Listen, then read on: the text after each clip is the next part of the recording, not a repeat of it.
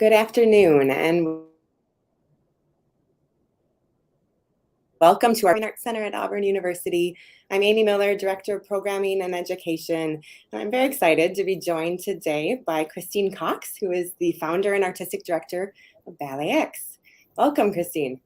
Thank you so much for having me, Amy. We are thrilled to be bringing BalletX to your school and university. It's exciting. Yeah, we're excited to have the company in Auburn. And as we speak, they are loading in and checking just below us in our theater. And I just popped down a little bit ago, and it looks fabulous. We're in for a treat.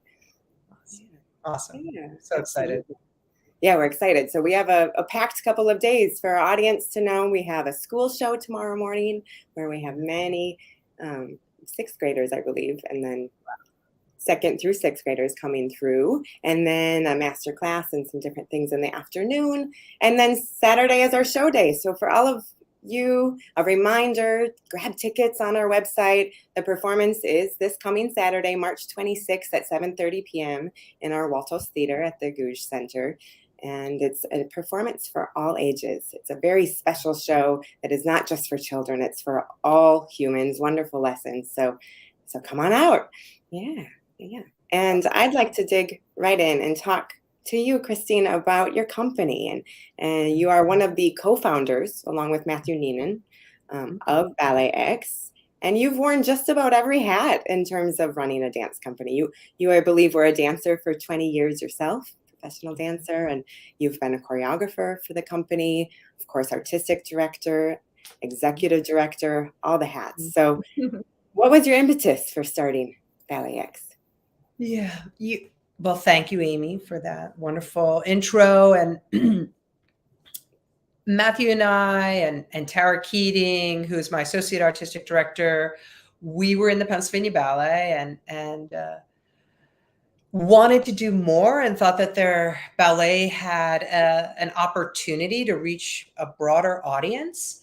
And I think selfishly, we just wanted to experiment with ballet and see its potential, see if we could, at least attempt to create new works that were current and relevant and timely. So, and the selfish part was we just wanted to experiment. And so when our summers were off, we would work on performances and put a show together and started to build this audience. And there was all this exciting energy around the performance. And that was early in 2005. I retired from Pennsylvania Ballet in 2006.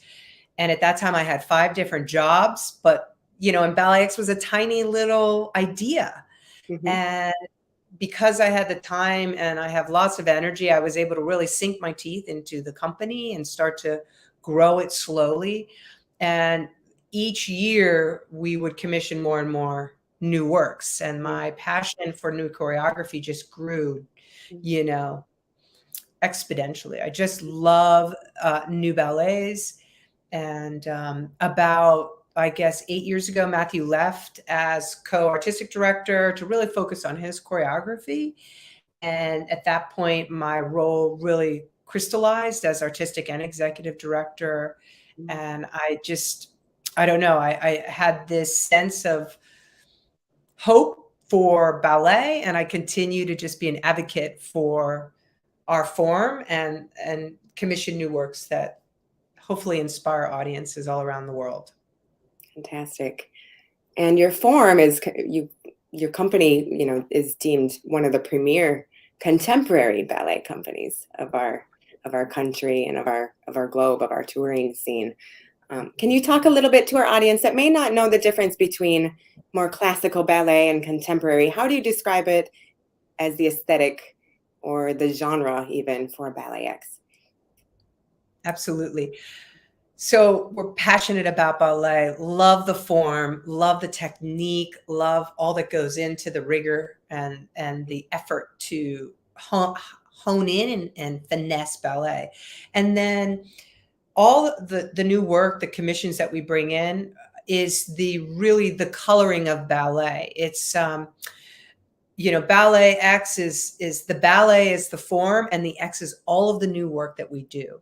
It's a chance for the future to be, present in our skin and bones. And the choreographers really walk into a studio and they have these beautiful dancers of BalletX to create on. And it's fresh, it's current, it's new, it's contemporary. It's never before been seen or done. So giving artists a chance to really create. And I often think of it as a visual art where they come in and they have a blank piece of paper and they color it, and they create these, pieces of art. And that's what we're really trying to do with contemporary ballet. Just give it a chance, a future, a platform. Fantastic. Thank you for all your commitment to that. And I'm sure Philadelphia residents, thank you as well. I'm a big fan of your city. I love Philadelphia, and it's such a vibrant place with so many underground scenes and arts cultures happening, right? How is the company really related and pulled from the local and received local support while simultaneously working towards touring? Yeah. Great question. We would not be where we are without the local support. We really planted our roots in Philadelphia. We do community outreach programs with free pop-up performances. We have an education program in public school working with third graders. And, it's really something that has been developed one person at a time, meaning, 15 years ago, nobody knew who the company was, and I would constantly go up to people and say, oh, did you ever hear of BalletX? No, no, no. Now you run into people wearing BalletX shirts on the street. Even as far as Alaska, we've had pictures sent to us of friends taking snapshots of their picture, of their shirts. And there's such a passion for the company here that we really, we hope to bring to other communities with our open heart and our just deep commitment to spreading art through love. We really want to just change person by person a part of their day and make it better and brighter. Fantastic. And how gratifying to see your company grow over the years and to know that it was that individual so often change and any happenings within our society really start at the micro, right? The one-to-one experience level to shift. Absolutely. Yeah, so true. Yeah, amazing. Well, we're going to shift to a video. This is the trailer for The Little Prince, which is the production that we've chosen to present by BalletX here this weekend in Auburn. And this is a bit of a trailer that hopefully will contextualize the rest of our conversation. So take a look.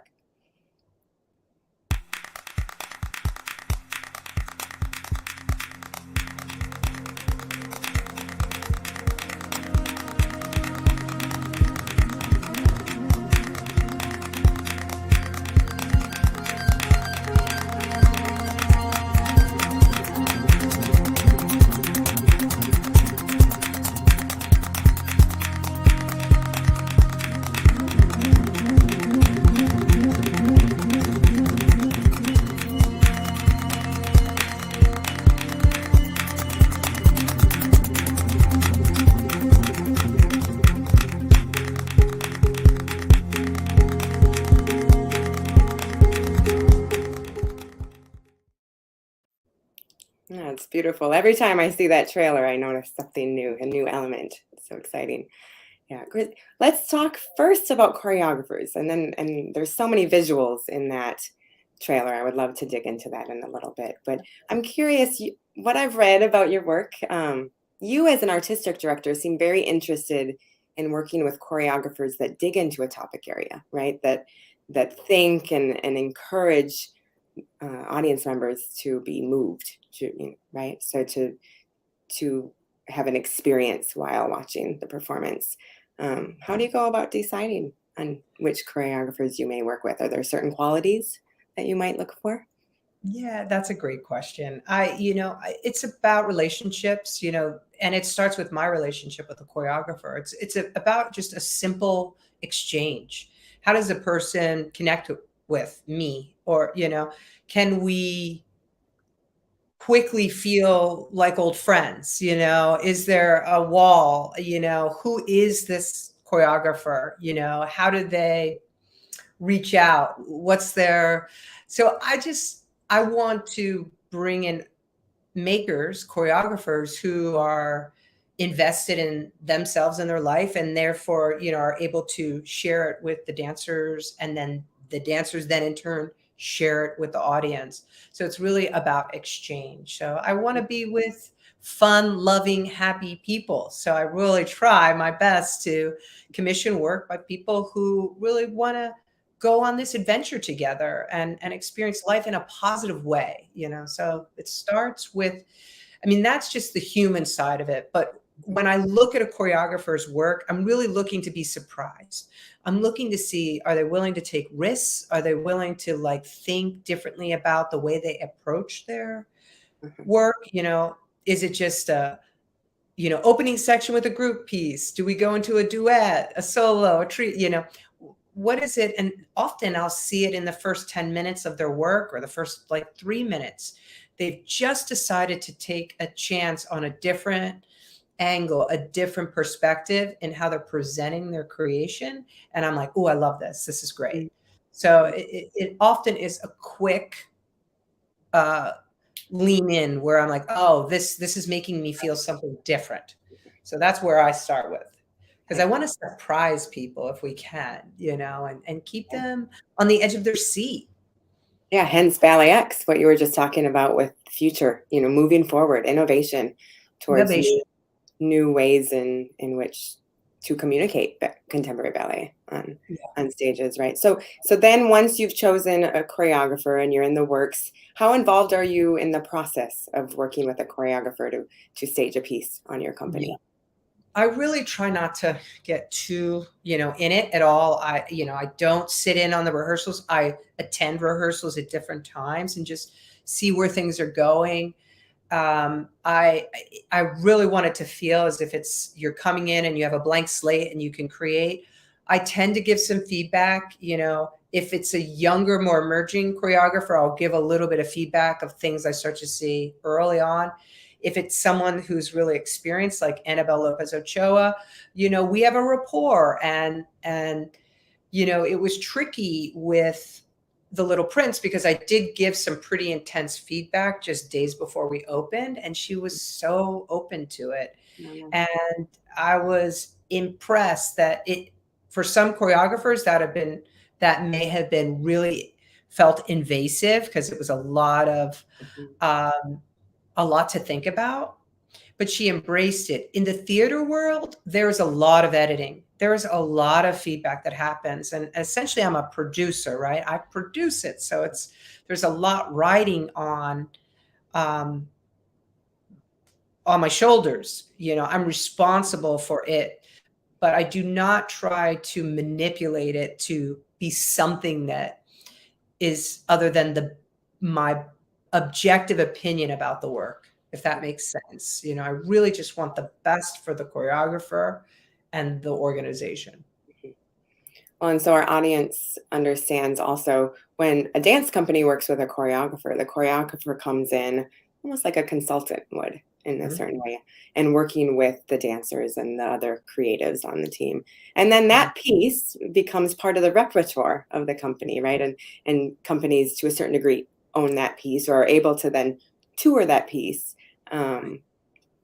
So as the artistic director and executive director, absolutely, you have that lens through which you're looking in terms of the success of the piece longer term and wanting to make sure that it hits all the dots, which Little Prince is phenomenal in terms of just the creativity and the different access points, which we can dig into. But I'm also curious, I read that you've produced as a company more than 100 premieres of new ballets. Yeah, that's no small feat, Christine. Do you have any highlights you want to share, or any pieces from that history that you'd like to pull out? It's just been extraordinary working with so many different artists. I love that. So highlights, I'm in a moment which isn't necessarily about the work, but it's about the journey of the work, was once sitting behind a couple, and their young son was in between them. And I was just watching them because I'll be watching the show, but I'll also be kind of watching the audience. And I saw him just squeeze, them squeeze each other. And then she wiped her tears, and the son's just leaning forward. And then I started to get emotional to see generations at the theater enjoying art together, to watch the parents experience something with their son just is everything to me. And something about what we were producing was interesting to those two different generations. And that means the world. I've watched kids grow up with their parents coming to our performances. And I just love that families feel like this is a place they can come. And it's not work that's being created for kids. It's art. And but it's not meant to distance anybody. So that is highlights. Full lengths, many of the full lengths, we've commissioned 5 full length ballets. I love them because they're new stories. And, Annabelle's perspective of The Little Prince was a new look at it. It wasn't, it's a very complicated book to tell. So, and I love that she found an angle and really went with it. So, but highlights are live music on stage. We've, worked with bands, we've worked with jazz groups, we've worked with quintets. It's just, it continues to be a highlight in my life. Just every moment feels new because we're always doing so many new works. Amazing. You've been mentioning Annabelle. Annabelle, for our audience, Annabelle Lopez Ochoa is the choreographer of The Little Prince. Can you talk to us about that relationship and how that came about, and where Little Prince and the decision for that to be the work fit in? Yeah. Annabelle was on our program in 2008 when really the company was just getting going. It was an all-female choreographers program. I actually was creating as well on that program while about to have a baby, which was a little nuts. My baby was due closing night of the show. He waited a couple of days after, thankfully. Oh, good on him. Yeah, so it was a lot. And I just really loved working with her. And I commissioned her again a couple years later, and then again and again. And finally I said to Annabelle, would you want to do a full story ballet? And can you dig into your dreams and see what pops up? And, I think it was in the shower. She's like, The Little Prince. I've always wanted to tell this story. Oh. And she told me, and I was like, yes, let's do it. Let's go for it. And it has meaning for young kids. It has meaning for adults. It really could, again, go back to that sense of how do we bring in generations? How do we have a mom, dad, and daughter and son experience work together? Fantastic. Yeah, I mean, it's truly a timeless tale. It's a global timeless tale. Originally a French novella, right, by Antoine de Saint-Exupéry. and then you're working with Peter Salem on music as well, right? And then choreographic. So through this timeless tale, what all are the elements? Because we have storytelling through music, through movement. Originally it's a novella, but there's no dialogue, right? So you're very, very pushed and lifting up contemporary ballet movement as the premier storytelling element of the production. But also there's lighting and costume, and all the different characters have different types of characterization through movement. Yeah. Can you speak to the different elements that came They're together? so important. They all, the table of designers was long. We worked with Michael Korsch on the lighting design, where he really brings the color, the essence of the program, of the piece to life in his gorgeous lighting design. So he's really directing the eye of the watcher of where to go through his lighting. Wonderful set design. And my goodness, I'm having a senior moment. My goodness. Yeah. Oh my goodness. What is happening? You're fine. Matthew. Uh-huh. Matt Saunders. Oh my goodness, I'm so Got it. sorry. Got it. It's fine. Matt Saunders did the set design Good. and worked in close collaboration with Annabelle. She Uh-huh. wanted to highlight um, imagination through boxes. So when she started to workshop the program, we had all these white boxes. We were drawing, the dancers were drawing on the boxes, seeing what the boxes could do. So when the audience goes to see the production, look at the stage and the set and what the boxes become. They become a mountain, they become a tree. Boxes within boxes within boxes are a tree. So it's so interesting. And she, her reasoning with Matt Saunders was when kids get presents, often, they play with the box that is the present, Mm-hmm. particularly if they're really young, and not so much the toy. Right. So activating the imagination of the viewer. As you mentioned, original music composition by Peter Salem he came all the way from England. Mm-hmm. He was creating the music in England, sharing it with Annabelle in Philadelphia, and then she'd give feedback and they'd carve away and eventually we're able to have a full score. He plays it live on stage with the audience there, which is really exciting. And then we have props that some of the props are a plane that comes together eventually that you'll see is a special moment. The props are birds on sticks, so it looks handmade. Essentially, they wanted it to look like it was something you could make, Mm. and using your imagination as the launching off point for the piece. Mm. That we weren't going to have real birds. We were going to have paper birds that, could look like they were flying. Mm. So it's about connecting your inner youth to your creativity as an adult. Amazing. And the Yeah. story really revolves around that. It's an intergenerational story, as you were just saying. So beautiful that audiences can be intergenerational. And as an adult and someone that is drawn to visual arts and performing arts, the scenery, the fact that it is all white, it's a blank canvas for Yeah. imagination, right? And then the movement and the costuming really pulls it all together.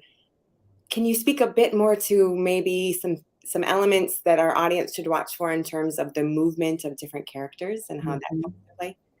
Absolutely. She wanted to focus in on the characters and the journey that happens in the first act with, the first is his love, the little prince falls in love with the rose. So she, has her at a beautiful red bodice and the relationship begins with falling in love with the rose. The in the story, the pilot crashes in the middle of the desert. So we're landed right into the desert. And then the prince meets the pilot, and it's really a reflection of each other. The pilot and the prince are the same person, I believe, in the story. And so their relationship is built throughout the whole ballet. They're intertwined, right? And then the prince goes through these different journeys in the first act. So the rose, the narcissist. So there's a moment where a young dancer comes out and is like, look at me, I'm perfect. And then you go to the geographer and then the drunk. And so it's just like this little, you're feeling like you're going all over the world. But what keeps it all together is the snake. And the snake is a pivotal character in her version of looking at the Little Prince. The snake is unfortunately tied. The snake represents death, our last hurrah. And he is woven in and out of the whole story and hangs over like it will happen. Live your life creatively. And one day I'll come. But until then, live in your imagination and live to your fullest. So it's a beautiful story. Really. That's fantastic. And there's so many lessons woven throughout too.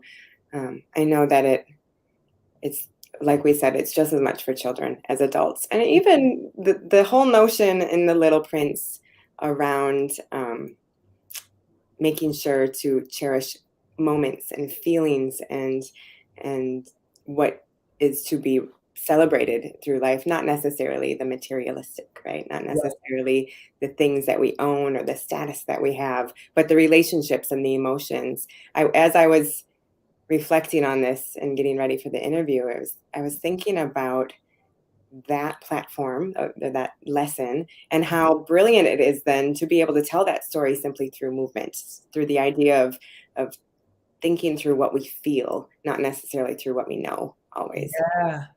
Love that. Mm-hmm. And do you, was it hard? Was it challenging to tell the story just through movement, or did it flourish through the creative process Yeah. for the There's dancers? actually a few words in it, which I think will be surprising. She Uh-huh. definitely, Annabelle broke the fourth wall, which is terrific. Let's push the boundaries of what it can be. And those moments are so surprising when you see it in the kids show tomorrow. You know, it's just like, what? Yeah. How terrific. Um, it was difficult. We also had a dramaturg here. Nancy Meckler came in from England, who has collaborated with Annabelle and the composer Peter Salem. She Uh-huh. was, integral to pushing Annabelle to stick with a storyline that really made sense, because you can get lost in the movement, but where's the story? And Mhm. so Nancy insisted is a strong word, suggested that she really evaluate the relationship between the Little Prince and the pilot, that they really work together throughout the whole story, Okay. because they're the connection that is the glue that makes the story fit. So I find it really important to have a dramaturg there, so that if we are not using words, that we make sure that the body, that we're the way we're the choreographers using the body makes sense, and then you're opening up that dialogue. A lot of times in this field, choreographers are in a silo by themselves. They make a work, directors come in, they don't give real honest feedback, there's no communication, the work goes on stage, and then it never seen again. And Mm. I really feel if we can start to, if there's trust that's built, that the choreographer knows and is prepared for some feedback and knows that they trust the producer and the director, then it's less emotional and it's more like, hey, did you think about this? And maybe you go over there, but it's hard. I mean, it's complicated to have your work and get feedback on it, especially if the industry doesn't really embrace it that much. And I hope it is starting to. Absolutely. Yeah, no, dance has oftentimes been siloed, and the dancer as a storyteller, or even diminished in our contemporary society in terms of not as much focus and value even given to the embodied practices, given to the knowledge which we have within our body, within our movement styles, which goes back to as long as humans have been on this planet. Yeah. So it's I'm very excited to see this production through that story, through bodies, through dancers' interpretation of the movement. Is there anything in particular through your work in community in Philly and as you tour, through your choreographic and dance work, that you feel really primarily lifts up dance? Like, what is it about dance that does help change community, or does help maybe for some conversations or stories to be facilitated that might be hard just through words or Yeah. thinking? I think dance is an opportunity for audiences to really interpret their own memories, their own life, their own stories. If they can get beyond whatever stigma they might have been, told throughout their life, that, oh, ballet is for this and da da da da for that. If you can just open your mind up and get past whatever you think it is, and you sit in the audience and just allow yourself to take a deep breath and experience it, and let your imagination, your thinking kind of be free flowing, it can be a remarkable experience, because dance is community. There were days back when I was young, it was like, I'm going out dancing. Why did I go out dancing? Because I love to connect with people on a physical level. And you would just have these moments where you're looking at someone, you're bopping, you go Yep, to yep. concerts, Mhm, you're hearing music that makes you want to dance, that elevates your soul. So dance is like, it's a connector for our souls. Like we're not just people walking around with this brain. We're soulful people. Yeah. Our souls want to see each other and be alive, like activated. Mhm. So I think dance activates my soul, and I hope that it can activate others. Yes, absolutely. Well, we're very excited. This was just a perfect note to end on. And I want to encourage everyone that sees this video and hears about the show this weekend, snag your tickets. We still have some available. The information is on our screen, and we will have a post-show dialogue as well. So just to note that after the audience sees the performance, you'll have a chance to dig in and hear a little bit more from the dancers on stage. So snag your tickets Saturday evening, this Saturday, the 26th at 7:30 p.m. at the Gouge Center. And I have to thank our sponsors. We have quite a few fantastic folks that are helping us to make this engagement possible. Thank you to South Arts, the Dance Touring Initiative, for their support. Thank you to our title sponsor of BalletX engagement, which is WLTZ. The sponsor of our masterclass and this artist talk was Jaren and Brian Ray. Thank you so much, Karen. And then the sponsor of BalletX's school performance tomorrow is Davidson, Umbach, and Forbes. So thank you all. And thank you, Christine. This was wonderful. I would love to talk even more. But thanks for lifting up dance in our cities, in our spaces, in our schools. We really appreciate the work that you're doing. Thank you so much, Amy. Take care. Bye-bye. Bye-bye.